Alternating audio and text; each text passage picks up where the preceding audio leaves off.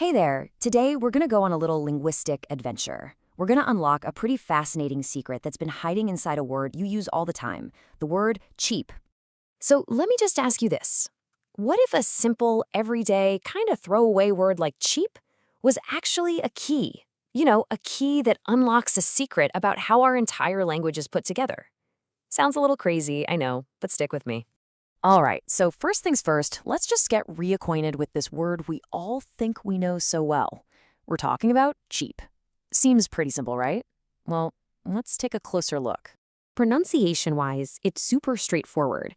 There's a tiny little difference between how it's said in the US and the UK, and yeah, it sounds exactly like the noise a little bird makes. But the meaning, that's where things start to get really interesting.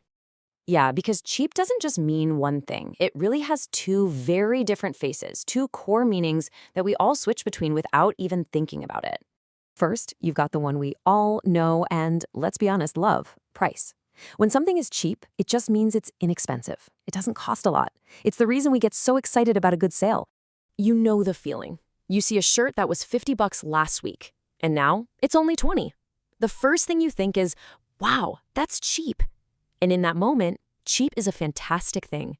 You're saving money. But then, there's the other side of the coin. If you say something like, I don't like that jacket, it looks too cheap, you're not talking about the price tag anymore, are you? Now you're talking about poor quality. Here, cheap is an insult. It's a bad thing. So we've got these two definitions, one basically good, one basically bad. But believe it or not, the story doesn't end there. Because beyond its meaning, this simple word actually has this surprisingly important status in the English language. It's holding a hidden clue. And you have to wonder, why? What on earth could make the word cheap, of all words, so special? Well, the answer is kind of hiding in plain sight, right there in its dictionary entry. And here it is, two really fascinating facts. First, it's one of the 1,000 most common headwords in English, which are basically the main words you find in a dictionary. That's pretty cool. But it's that second fact that just blows the whole thing wide open. Cheap is on something called the Basic English 850 list. And that is our clue. That's the secret we're trying to unlock today. What in the world is the Basic English 850 list, and why is our humble little word cheap a member of such an exclusive club?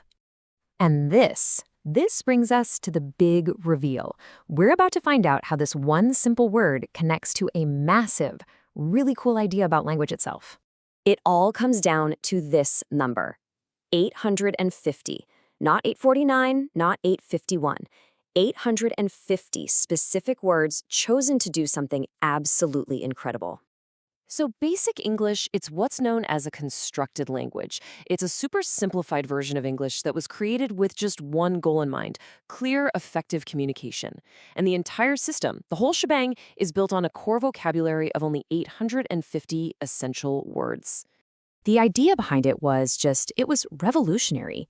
The goal was to find the absolute most essential building blocks of the language. The theory was, if you could identify this small, powerful core of words, you could create a version of English that was way easier to learn and could be used for clear communication all over the world.